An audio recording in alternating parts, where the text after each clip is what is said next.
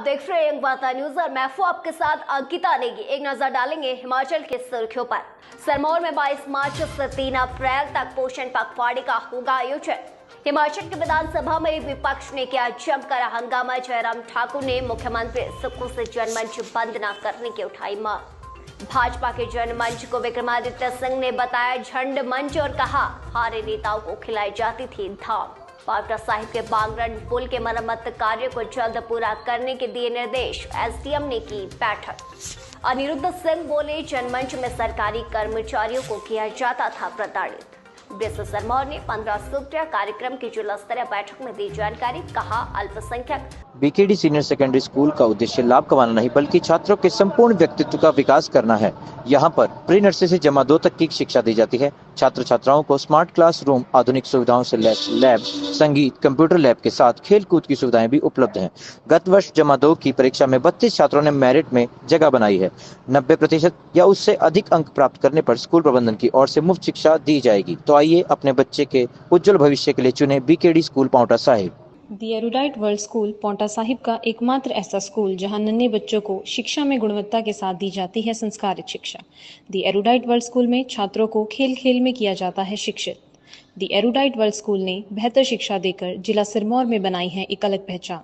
तो अपने बच्चों के बेहतर भविष्य के लिए चुने the erudite world school Paonta Sahib, ताकि आपका बच्चा शिक्षित के साथ बने संस्कारित। इन दिनों एडमिशन शुरू, तो फिर देर किस बात की। तो अपने बच्चे के दाखिले के लिए आइए the erudite world school, Batapul, Paonta Sahib. Paonta Sahib के बांगरन पुल का मरम्मत कार्य 1 महीने में पूरा हो जाना चाहिए था, लेकिन ऐसा नहीं हुआ। गौरतलब रहे कि डीसी सिरमौर रामकुमार गौतम ने बांगरन पुल के मरम्मत कार्य को लेकर जरूरी दिशा निर्देश जारी किए थे, जिसमें ये कहा गया था कि 1 महीने के अंदर इसका मरम्मत कार्य पूरा हो जाना चाहिए, लेकिन ऐसा नहीं हुआ।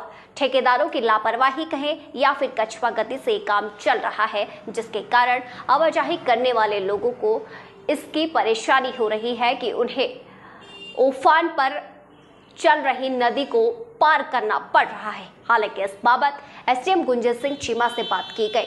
उन्होंने कहा कि उनके संज्ञान में जब यह बात आई तो तुरंत ही प्रभाव से बैठक की गई और मौके पर जाने के एक्सएएन को निर्देश दिए गए।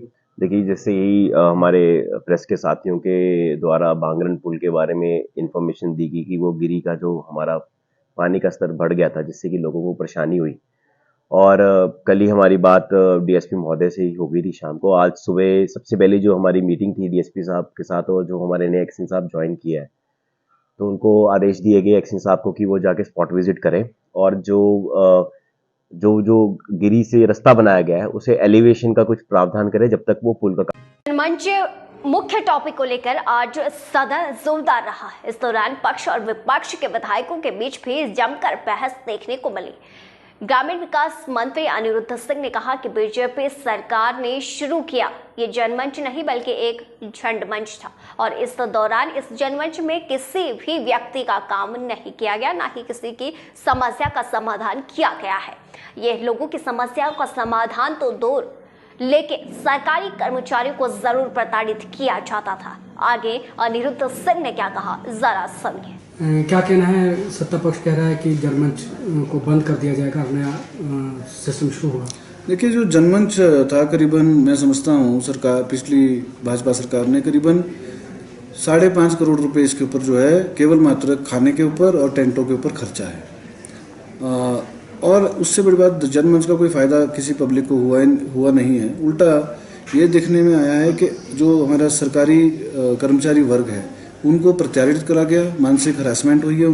आज बजट सत्र के दौरान बीजेपी ने जनमंच कार्यक्रम को लेकर जमकर हंगामा किया। विक्रमादित्य सिंह ने सत्ता पक्ष पर फिजूल खर्ची का गंभीर आरोप भी लगाया है। इस दौरान उन्होंने कहा कि पूर्व की सरकार ने जो जनमंच कार्य शुरू किया था वह असल में एक झंड मंच रहा। बीजेपी के कार्यक्रमों में नेताओं और हरीफ नेताओं को धाम खिलाई जाती थी। देखिए, मैंने अभी अपने जब सदन में चर्चा में भाग ले रहा था तो मैंने सदन में भी ये बात करी कि ये एक नया बजट है, एक नई सोच के साथ ये बजट आया है। अगर हम पहले की बजटों के पन्नों को उठाकर देखें तो उसमें इस तरीके की एक नई सोच हमको देखने को नहीं मिलेगी। ग्रीन एनर्जी की और ग्रीन स्टेट की आज तक प्रदेश में बात नहीं हो पा रही थी, मगर ये समय की मांग है कि इस तरीके की बात हो। इस बीच रुकेंगे एक छोटे से ब्रेक के लिए, बने रहें।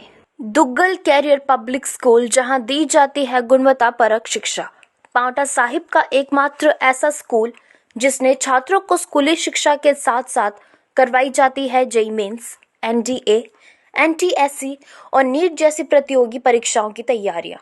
बोर्ड परीक्षाओं और स्पोर्ट्स में भी हमेशा अव्वल रहते हैं दुग्गल स्कूल के छात्र।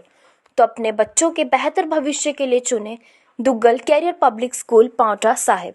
बच्चों के भविष्य का केवल मात्र एक ही विकल्प, दून वैली स्कूल, पांवटा साहिब, जहां होता है बच्चों का सर्वांगीण विकास। शिक्षा के साथ साथ खेल और सांस्कृतिक गतिविधियों पर बल। दून वैली स्कूल के छात्रों ने गूगल, बैंकिंग, इसरो और आईबी में पाया स्थान। तो देर क्यों, आइए अपने बच्चों के सर्वांगीण विकास के लिए चुने दून वैली स्कूल, पांवटा साहिब। ओह गॉड, अब इसका कुछ नहीं हो सकता। हो सकता है दीदी, बचपन से आपने मेरी हर प्रॉब्लम को सॉल्व किया है, तो आज भी करूंगी। सीरियसली।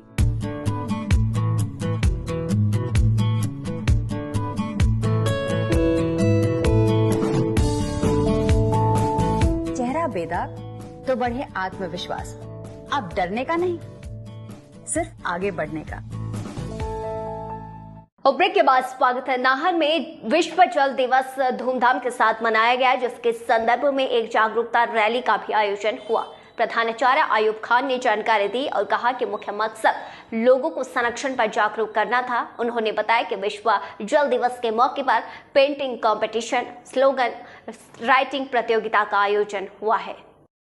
आज राजकीय वरिष्ठ माध्यमिक विद्यालय बाल नाहन के छात्रों ने विश्व जल दिवस के अवसर पर रैली का आयोजन किया गया और इसके अतिरिक्त हमने यहाँ पे पेंटिंग कंपटीशन और स्लोगन कंपटीशन का भी आयोजन किया। इसका मकसद यह रहा कि हम लोगों में जल संरक्षण के प्रति जागरूकता फैला सकें। 15 सूत्रीय कार्यक्रम की जिला स्तरीय बैठक में डीसी सिरमौर में कहा कि 2023 के 1382 अल्पसंख्यक समुदाय के ऐसे लाभार्थी हैं जिन्हें 34 करोड़ रुपए की राशि प्रदान की जा चुकी है। अल्पसंख्यक वर्ग की आबादी लगभग अधिक है, लेकिन सामाजिक और आर्थिक उत्थान के लिए सरकार ने अनेक योजनाएं कार्यान्वित की है। सिरमौर में 22 मार्च से 3 अप्रैल तक पोषण पखवाड़े का आयोजन किया जा रहा है। इस दौरान शिक्षण, व्यावसायिक संस्थानों, पंचायतों, आंगनबाड़ियों और किसानों में परंपरागत अनाज की पैदावार और इसके प्रयोग के बारे में जागरूकता प्रदान की जाएगी। आज इसी संदर्भ में डीसी कार्यालय में बैठक हुई। और आज के लिए फिलहाल इतना ही। जल्द लौटेंगे बड़ी खबर के साथ।